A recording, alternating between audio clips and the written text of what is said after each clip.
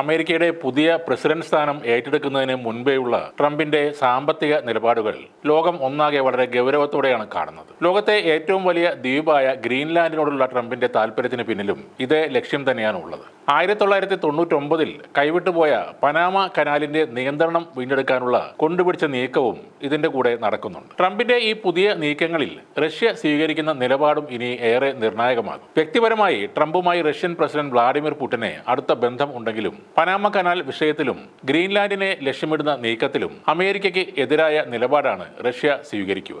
Ukraine Russia യുദ്ധത്തിൽ റഷ്യയോട് അനുഭാവപൂർണമായ നിലപാട് Trump സ്വീകരിക്കുന്നത് കൊണ്ട് മാത്രം അമേരിക്കൻ താൽപര്യങ്ങൾക്ക് റഷ്യ സപ്പോർട്ട് ചെയ്യില്ല. അതേപോലെ തന്നെ ചൈനക്കും ഉത്തര കൊറിയക്കും ഇറാനും എല്ലാം സമാനമായ ഒരു നിലപാട് തന്നെയാണ് ഉള്ളത്. പിടിവാശിയിൽ ട്രംപ് മുന്നോട്ട് പോയാൽ അമേരിക്കൻ ചേരിയിൽ തന്നെ ഭിന്നിപ്പിനുള്ള എല്ലാ സാധ്യതയുമുണ്ട് എന്നതും ഒരു യാഥാർത്ഥ്യമാണ്. അമേരിക്കയിൽ ആര് ഭരിച്ചാലും നടപ്പാക്കാൻ പോകുന്നത് അമേരിക്കൻ താൽപര്യങ്ങളാണ്. മെക്സിക്കോ, കാനഡ, ചൈന എന്നിവിടങ്ങളിൽ നിന്നുള്ള ഉൽപ്പന്നങ്ങൾക്ക് നികുതി വർദ്ധിപ്പിക്കാനുള്ള ആശയത്തിന് പിന്നാലെ അറ്റ്ലാന്റിക് പസഫിക് സമുദ്രങ്ങളെ തമ്മിൽ ബന്ധിപ്പിക്കുന്ന നിർണായക വ്യാപാര ജലപാതയായ പനാമ കനാലിന്റെ നിയന്ത്രണവും ഇപ്പോൾ വീണ്ടെടുക്കുമെന്ന ഭീഷണിയാണ് ട്രംപ് ഉയർത്തുന്നത്. രണ്ടാം ലോക മഹായുദ്ധത്തിന് ശേഷം കനാലിന്റെയും അതിന് ചുറ്റുമുള്ള കനാൽ മേഖലയുടെയും മേലുള്ള അമേരിക്കയുടെ നിയന്ത്രണം തർക്കവിഷയമായി മാറിയതോടെ പനാമയും അമേരിക്കയും തമ്മിലുള്ള ബന്ധം കൂടുതൽ മോശമായിരുന്നു. പനാമ കനാലിനെ സംബന്ധിച്ചിടത്തോളം അറ്റ്ലാന്റിക് പസഫിക് സമുദ്രങ്ങൾക്കിടയിൽ കപ്പലുകൾ കടന്നുപോകാൻ അനുവദിക്കുന്ന ഒരു സുപ്രധാന വ്യാപാര പാതയാണിത്. പസഫിക് സമുദ്രത്തെയും അറ്റ്ലാന്റിക് സമുദ്രത്തെയും തമ്മിൽ ബന്ധിപ്പിക്കുന്ന 82 കിലോമീറ്റർ നീളമുള്ള പനാമ കനാൽ 1914 നിർമ്മാണം പൂർത്തിയാക്കിയ ശേഷം 1999 അമേരിക്ക പനാമക്ക് കൈമാറിയത്. 1977 ടോറിയോസ് കോട്ടർ ഉടമ്പടി പ്രകാരം അതുവരെ അമേരിക്കയുടെ കയ്യിലായിരുന്നു ഈ കനാൽ ഉണ്ടായിരുന്നത്. നിലവിൽ പനാമ കനാൽ അതോറിറ്റിയാണ് ഇത് പ്രവർത്തിപ്പിക്കുന്നത്. അടുത്തിടെ അരിസോണയിൽ ഒരു മീറ്റിംഗിലാണ് പനാമ അമേരിക്കൻ നാവിക വാണിജ്യ കപ്പലുകളിൽ നിന്ന് അമിതമായി ചാർജ് ഈടാക്കുന്നതായി ട്രംപ് അവകാശപ്പെട്ടത്. ഇത് അവസാനിപ്പിച്ചില്ലെങ്കിൽ കനാലിന്റെ നിയന്ത്രണം വീണ്ടും അമേരിക്ക ഏറ്റെടുക്കുമെന്നാണ് ട്രംപ് അന്ന് ഭീഷണിപ്പെടുത്തിയത്.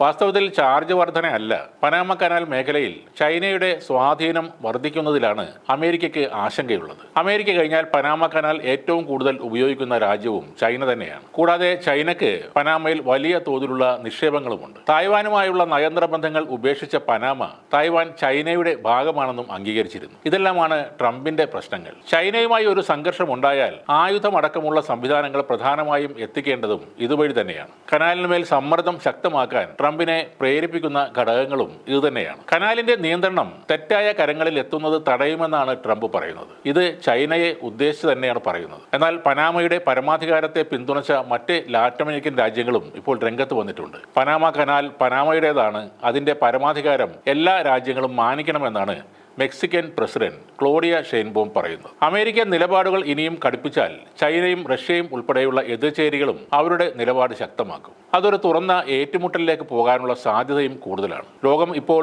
സോവിയറ്റ് കാലത്തെ പോലെ അമേരിക്കൻ ചേരിയും റഷ്യൻ ചേരിയും എന്ന രൂപത്തിലേക്കാണ് തിരിച്ചു പോകുന്നത്. ലോകത്തെ സംബന്ധിച്ച് ഏറെ ആശങ്കപ്പെടുത്തുന്ന ഒരു നീക്കമാണിത്. സോവിയറ്റ് യൂണിയൻ തകർന്ന് പല കഷ്ണങ്ങളായി മാറിയ സമയത്ത് റഷ്യ വിചാരിച്ചിരുന്നെങ്കിൽ ഉക്രൈൻ എവിടെ നിൽക്കുമായിരുന്നു എന്നതും അമേരിക്ക മനസ്സിലാക്കേണ്ടതാണ്. സോവിയറ്റ് യൂണിയന്റെ ഭാഗമായിരുന്ന പ്രദേശങ്ങൾ സ്വതന്ത്ര രാജ്യങ്ങളായി മാറിയപ്പോൾ അവരെ സ്വന്തം സൈനിക സഖ്യമായ നാറ്റോയിൽ ചേർത്ത് അവിടങ്ങളിൽ തങ്ങളുടെ മിസൈലുകൾ സ്ഥാപിക്കാനാണ് അമേരിക്ക ആദ്യം ശ്രമിച്ചത്. റഷ്യയുടെ അതിർത്തി രാജ്യങ്ങളെ ലക്ഷ്യമിട്ട് ഇത്തരത്തിൽ വൻ സുരക്ഷാ ഭീഷണി ഉയർത്തിയ അമേരിക്ക ഏറ്റവും ഒടുവിൽ ഉക്രൈനിലും ഇതേ അജണ്ട നടപ്പാക്കാൻ ശ്രമിച്ചപ്പോഴാണ് റഷ്യ അവിടെ സൈനിക നടപടിക്ക് നിർബന്ധിതരായത്. അതുകൊണ്ട് തന്നെ പനാമ കനാലിനും ഗ്രീൻലാൻഡിനും വേണ്ടി ഇപ്പോൾ അമേരിക്ക ഉയർത്തുന്ന വാദങ്ങളും ലോകരാജ്യങ്ങൾക്ക് മുന്നിൽ അംഗീകരിക്കപ്പെടുകയില്ല. ഈ രണ്ട് വിഷയങ്ങളിലും റഷ്യയും ചൈനയും സംയുക്തമായി തന്നെ അമേരിക്കയ്ക്ക് എതിരെ രംഗത്ത് വരും. അവരോടൊപ്പം ഉത്തര കൊറിയയും ഇറാനും കൂടി ഇറങ്ങുന്നതോടെ നാറ്റോയ്ക്ക് ചരിത്രത്തിലെ ഏറ്റവും വലിയ വെല്ലുവിളിയാണ് നേരിടേണ്ടി വരിക. ഇപ്പോൾ തന്നെ അമേരിക്കൻ ചേരിയിലും ഭിന്നതയുണ്ട്. അതിനാൽ സ്വയം നാശത്തിലേക്ക് എടുത്തു ചാടാൻ മിക്ക രാജ്യങ്ങളും തയ്യാറാവുകയില്ലെന്നാണ് നയതന്ത്ര വിദഗ്ധരും പറയുന്നത്.